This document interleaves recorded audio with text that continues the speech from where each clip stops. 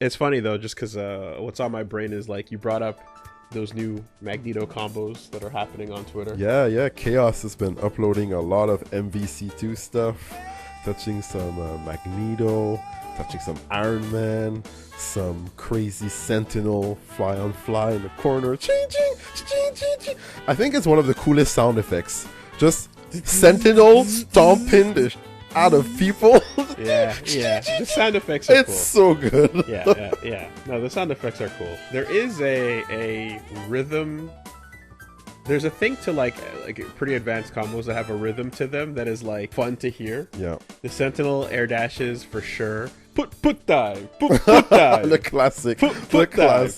Put dive. You know, like that little thing, or like even fucking Wolverine. There's a specific rhythm to the hoo ha hoo ha ha hoo ha X. But you can hear the da, you know, dive. Yeah, every time. You know, yeah. There's shit like that where there's a rhythm that you enjoy. It's a little bit musical. The classic Urian tackles. Of course, strike. Of course. Hey, yeah. Hey, get agent, right? Yo, this This ASMR. It's the best is. kind of ASMR. It is. But it also, I don't need to suck on earlobes on a microphone to have fun and just boot up a fighting game. I mean, we talked about, at some point we talked about the rhythm of like supers, right? Yeah. And how like it works the opposite effect too, because like sometimes it's a perfect like build. So Rolling Thunder, right? And you get, and like even the cinematic version with the Dempsey roll, same kind of thing. But you can tell when something's missing too. And I remember the first time I felt like something was missing was Ken's Kick Super, right? In which one? In Third Strike, because in the Marvel games, it has a different rhythm to it. Like he does the kick, knee launch, tatsu, and then in the Marvel games, he spikes you down at the end with an axe kick. Oh, yeah. He goes da, right? But in Third Strike, he goes da, and then we fall. Yeah. And it's like, oh, you're too used to the Marvel one. Where's the fucking oomph? You know? Just like the Ultra, Gurren Senpukyaku, I think, in Street Fighter 4 with Ken, there's Ultra 2. Yeah. There's a spin, and then there's a final kick. Yeah, there's a final kick, right? Chun-Li as well, when the Ultras came back in 4, she spins up and then has a big boom at the end, right? But I remember in Third Strike, I was like, oh, that's a cool super, but where's the oomph? It's missing that last hit. And you know who else is the same thing? Yang. His rolling super. Yeah. Right? And then we fall. And it's like, boom! You need a boom. Where's the boom? What are we doing, guys? It's so rhythmic. You can hear it. It's music. Where's the climax? Exactly, right? So that's a weird part of some of those moments. Whereas other times, you have like the absolute perfect rhythm of Shin Shoryuken. It's flawless. The rhythm of Shin Shoryuken is absolutely flawless. You know, like you feel that deadly double combination. 1, 2, and time to get a third. You know, it's perfect. It's rhythmically perfect. Seishu Sen Godanzuki. Bam. Right? I don't understand why you leave off the pop. It's strange. Don't do that. You have to get it. You know? Yeah, so there's a very important aspect to that, and the rhythm is fun. You can hear it. You can hear the button presses. You know what a Magneto swag combo sounds like when you're hearing the taps. You know, you know, like yeah. So it's cool. I like that in fighting games. But yeah, Chaos has been doing that stuff. I think you told me about some James Chen comment. Yeah, about, James Chen had a great comment where he said, I used to say back in the days when I was writing game facts guides for X-Men vs. Street Fighter, that these combos, like there's a crazy combo where he gets 3 magnetic shockwaves in a row, not in a row, but in the combo. And like James Chen wrote, like these, I would write these as theoretically possible, but executionally impossible for a human being. Yeah. Right? And now people are doing those. We're doing it. You can't stop the machines. You can't stop the machines. But then we got into a little conversation before we started about like the times I felt awful when you see people who are just like, there's some people who are, I don't know what it is that just like your hands are smarter than mine, and there's nothing I can do about it. There's times where you're just like my example I remember picking was Marvel 3 first came out, and I wanted to play X-23 because I like X-23 as a character, period. I'm like, I don't know how good she is or not, but I like her. I want to use that on my main team. Same reason I liked Spencer. Turned out Spencer was good. Yeah.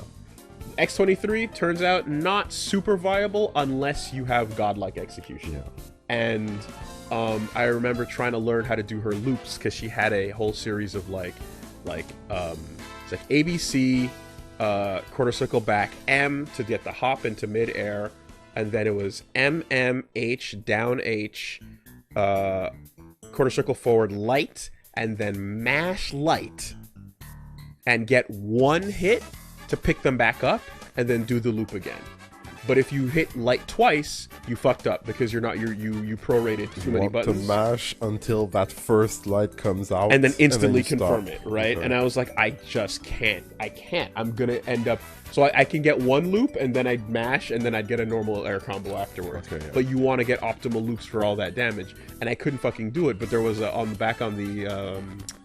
the Evo forum, not Evo forums, on the Shoryuken forums, there's this dude called 10 Stars, and he was an American player who would just like fucking kill it. He had tight X-23. He had the timing perfectly every time. And then I remember we went to one American event, and I actually saw him in person. I was like, oh shit, yo, I've been watching your videos online. Like, you're a 6X X-23. And I just felt so sad because I was like, I can't get it. I can't get it, and like, you know, this character is gonna die on the team unless you get these things down, you know? And it was just like, this is a wall, and I'm just gonna sit here and cry behind it, you know? Just a good grasp on the game. And then, you know, we talked about talent. like, but then some players we have, like, especially we've seen people that have gone from like being like all right at a game to exploding with being good. Yeah. And you're like, where did this come from? And it's like, it's a perfect confluence of like the character, and then like them dedicating a ton of time to it, and then all these little things, you know. And I talked about how like the closest I felt to having that confluence of events was like Samurai Showdown, you know, was during the World Tour, where I felt I was like, okay, I can legitimately play against the best players in the world at this game and do significantly okay. Yeah. And it's not a wash. You can actually and I ran sets with some of them, including like the Japanese players that came over, you know. Like, I got to play against Score, I got to play against Andy OCR. Like, these were the people that were like, you know, Kizzy, and like the people that were dominating Sam Show. And I was like, yo, I can fight, I can take matches, I can play legit, you know. But like, and it felt nice to know that that potential is within you, but it requires you to dedicate just about every waking moment to advancing that. And like, you need to have a certain vision and have the belief that you can reach and accomplish, realize that vision that you have in your mind, but you need to be able to see it. Well, you're playing multiple hours a week no matter what. Even if the online is shit, you're still you have to play, right? And then not only that, you have to watch matches, you have to watch the tournaments, enter all the tournaments, online tournaments that are going on, enter Ronin Rumble every week, watch all the sets that our top players are doing, watch what Japanese players are doing. Sometimes they stream their 3-hour sets, watch the 3-hour sets, take notes, notice the sick shit that happens. It goes, oh fuck, you can do that? Every time one of those happens, you have to mentally catalog it so that you have it in the pocket, right? And you have to do that every week. And then you gotta also be in there, and like, this is a game where like, people say that it's like execution light, but like at high level play, there are moments of like explosive high execution. Exactly, right. So their micro walking is humongous, and like, you don't need any of that, but like at highest level you must, right? So Darley, at the time, you had to micro walk into heavy slash after a throw in order to land the full thing. Okay. You know, so like, I remember just feeling like, okay, I'm operating at maximum capacity, I'm living Sam Show, and this is what it takes for me to be able to play it and like fight the best at this game, but this is not sustainable. Yeah. I knew that it was something that had to come to an end, because I'm like, because otherwise it's like, this is your life, right? Are you down for this to be your life every week? And I was like, no, I'm down for this until the World Tour is over. I got other shit to do. Yeah. You had that back in Melee. I had that back in Melee. Like, that comment that James Chen said about theoretical combos, I remember back in like 2004, 2005, and we were practicing shines out of shield and talking about it. And we were like, people are not going to do that. How are you going to do that perfectly every single time? So we were like, it's not going to happen. And my friend was like, you know, I think people are going to get so good that in the future, they're going to be able to do that. And I said, nah, it's not going to happen. I think it's too hard. It's too complicated. But I guess he had the vision to say, this is possible. So just with that difference, he had a bit more potential for growth than I did, because I discarded that idea. Impractical. Yeah. But no, it is doable. And so when I see Chaos releasing like Storm Infinites in the corner, and my like Smokey is telling me, my friend, he's telling me, oh yeah, back in the days that was TAS only, that was tool assisted combos only, but now he's doing it, so people have to do it. You need to catch up. You know, it's a different vision altogether, but you need to have the talent and the dedication to reach that level, that vision that you have. Yeah. And that's super important if you want to be a good player in fighting games. I mean, I remember really Dominion had that quote about like, it's like, for fighting players, Micro Walk separates the men from the boys. And it just shows you how you're leaving like 200 damage on the table. Yeah. If you can't get that little part in. Early Street Fighter 4, I remember playing when I was like picking up Blanca and getting the ropes of everything, and it was like, okay, what is an optimal jump in? It's like jump in, roundhouse, there's close strong, crouching medium kick, jab, ball. Yeah. 1, 2, 3 ball, right? But the close strong into crouching medium kick, I'd constantly fuck it up. I couldn't get the timing, you know? So then I was like, what else can I do? And I was like, let me get what else, and I'm gonna go, oh, you can get headbutt, jab, ball. It's a little less damage. You can, or there's what did I do? I found like a solution that was like, basically, I think it was like crouching medium kick and then like jab, jab, ball or something, where it's like, okay, you can throw in a little bit more, you're losing a little bit on each one of these, but like it's easier execution. Yeah. And fucking up a ball means eating an ultra. So let's just settle for less. You know, and I did the same thing with X-23, and I did the same thing with a bunch of characters I played. So when you take this decision, you see the line, you decide not to cross it. Exactly. Yeah. Because otherwise you're just, because especially when you're sick of dying because you tried to cross it. Yeah. When you played Melee though, and when you were legitimately one of the best Melee players, like period, was there a level of like weekly research, homework, and like practice? Yeah. And, like back in the days, regimen you had to live through. Like before, like the first super majors with like I would say Melee FC series in Indiana, Orange County, all of these, you would have to look online for videos. You would have to like go on Direct Connect and download peer-to-peer videos. Sometimes there would be people uploading videos from tournaments, and you would have to find it somehow, some way. And the more popular these events became, once they were like the super majors, they would do crew battles, they would release the tournaments, and you had to go. And then you had to, well, if you were interested, then you would find it and look at it. You know, there's a bit of fun and discovery, but like it's not hard studying and not fun. It's because you're interested. You're like, you want to see what's happening in the game that you love, and if you want to grow, you need to find as much as you can.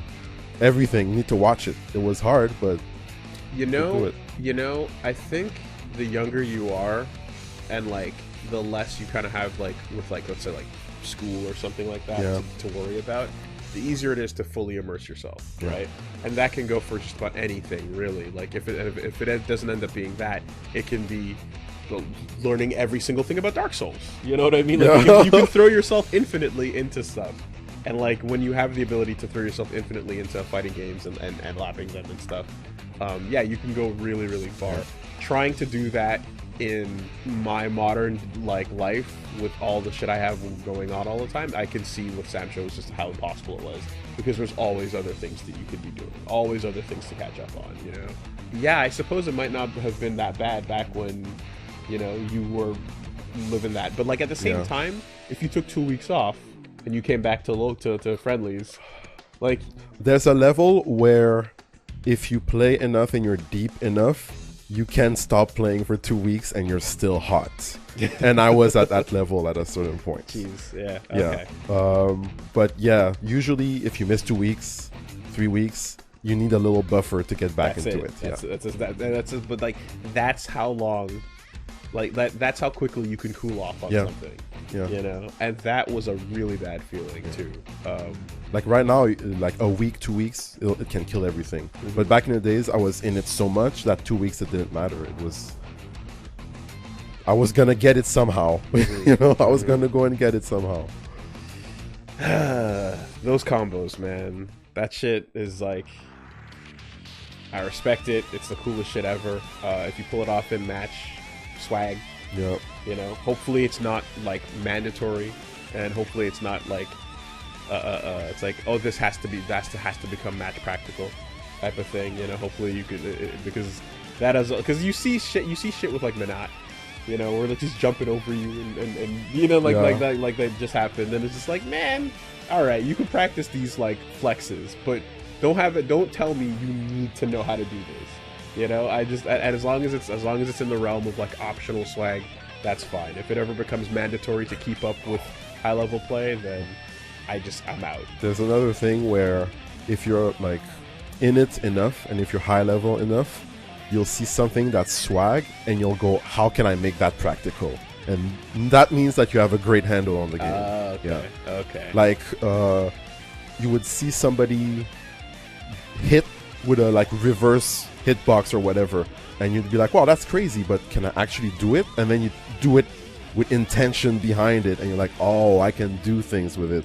That's a good thing to do as well. Okay, I got an example, actually. I remember early, again, to go back to vanilla, early Street Fighter 4, the Mizuteru bomber, right? Mizuteru invented the coin flip, basically, with Blanca. So front throw, bite to the ground, ultra, right? And depending on and because Blanca's ultra is, you know, charge and then forward, depending on the length of how long you hold forward or how long you hold back to walk, you can reposition and then press all three punches to start the ultra at different levels of closeness and guarantee a cross up or a non-cross up, but the person doesn't know because it's ambiguous. So the ball is spinning on top and you wake up left or right.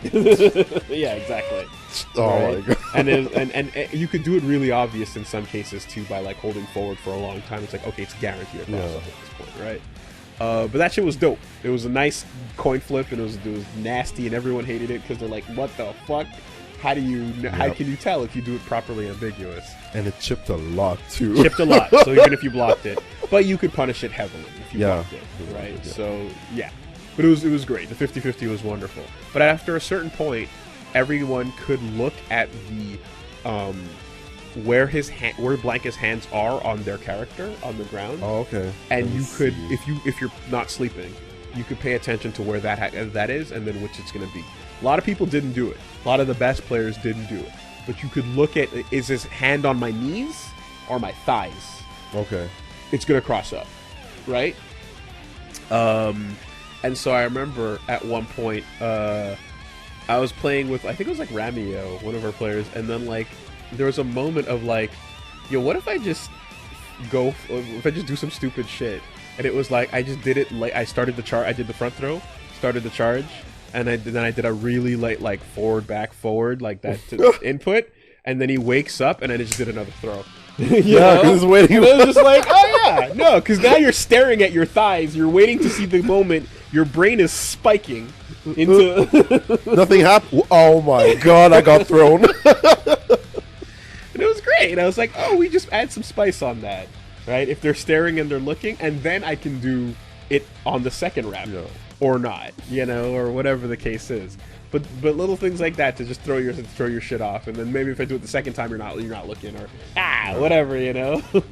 But it's like, yeah, it took a little segment of that, and I'm like, oh, let me just throw some stank on it, and it was fun. But it's all gimmicks because that's what that character is. Anyways, yeah, shoutouts to new Marvel combos. Yeah, let's go. How do you feel your execution is at its peak, right, in Melee? Do you think you can Rock Lee your way back to that level of consistency today? No, the game evolved. Okay. The Melee in 2006 looks like Smash Ultimate. What I meant more so is your own place, your own play. Not like the game, not like the meta, but like your own. I mean, I could get back to how I was back then, but that's not it. That's not enough. It's not a thing anymore. Yeah. Right, okay. Like my skill level is around like, yeah, I was good in 2005, 2006, but people were bad, and now people got better. I could hang with players. I couldn't win tournaments after like 2008. You know, people were really good, and I could hang out around the top 5 until like early 2000s, and then at some point it was over. It was over. I just had to give up on that dream, you know, because I know what's missing, and I'm like, yo, I don't got it. I'm not good enough. I'm not good enough. Sometimes you gotta know your limits. It's like, do I want to invest the time and get there and play the way I picture? I don't think I can do it. Not for this game. At some point, the fire died. There you go. At some point. There you go. Then you focus on life. yeah. Go play FF14. Yeah, one day. Retirement home. All right. A Solidus. Flip that. I call that one the limits of execution. Yeah. Yep.